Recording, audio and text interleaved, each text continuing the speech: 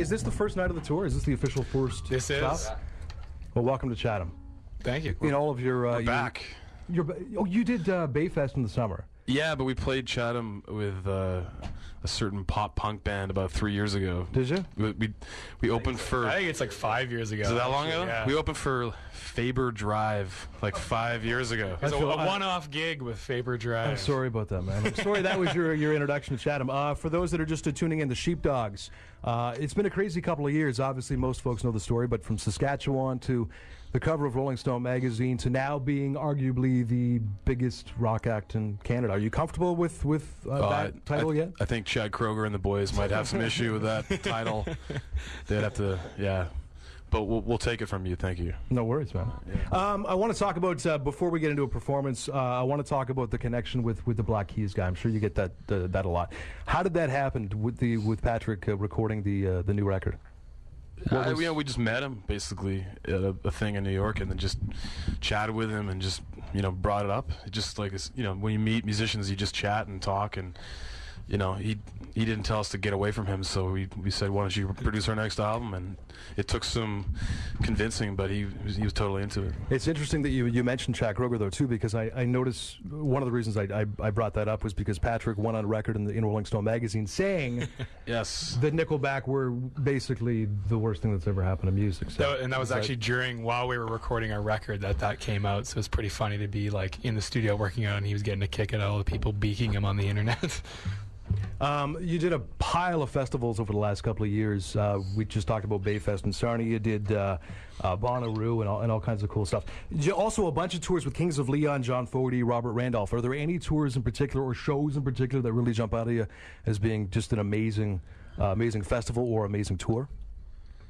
Any of those big, huge festivals like Coachella and stuff are pretty insane. Like, there's amazing bands that you can go see, and it's just, you're in the desert in California, or Bonnaroo, you're in a big dusty field in Tennessee. So, it's pretty cool to go, when you grow up in Saskatchewan and we don't have any kind of big music festivals out there, it's pretty awesome to go to something so huge like that.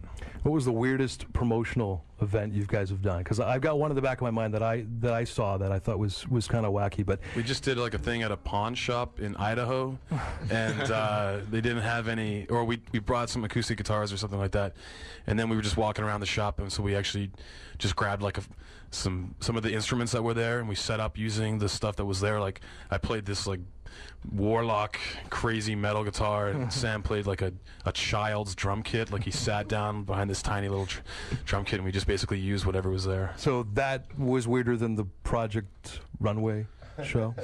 Did you see that?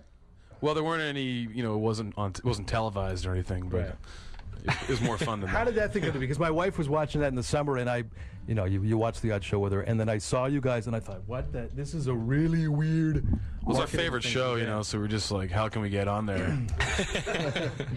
It was really it was tied in with all the Rolling Stone stuff. We didn't really have a choice in the matter, so we had to just kind of roll with it. So was that stuff weird for you guys? So you come from Saskatchewan, small town, then you end up, like I said, the Rolling Stone thing, and then on TV. It must have been just like an insane amount of weirdness within a short period of time for you guys. It was, but I mean, we knew that it was all going to benefit us because it meant that people were learning about us and checking out our music, and I mean, people are coming to our shows and buying our albums, so it's great. Let's check out some music right now then. What tune are you going to get into? This is our acoustic version of The Way It Is. Sweet. And we're going to start off with a little percussion, courtesy of Sam and Ryan over on the right there. So. Nice. Ready? Yeah. 1, 2, 1, 2, 3. Everything is the way it is. It's got to be the way it is. Everything is the way it is. It's got to be the way it is. Everything is the way it is. It's got to be like you say it is. I'll be the heartache, but it won't be long until it gets away, it's coming on. One little thing, and it's true, as you can feel it and it's coming for you. No matter how hard I try to stay, I feel it pulling me just further away. Yeah. Ooh. Yeah, yeah, yeah. Ooh.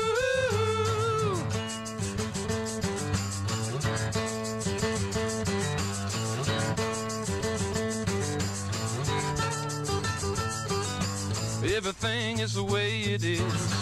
got to be the way it is. Everything is the way it is.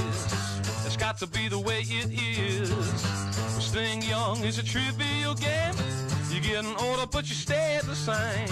You look good when you're shaking my way, but let me think of something awful to say. Yeah. Ooh.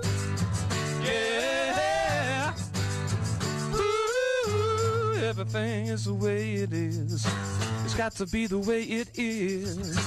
Everything is the way it is.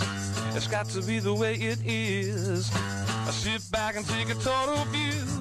It takes a minute, baby, it's hard to do.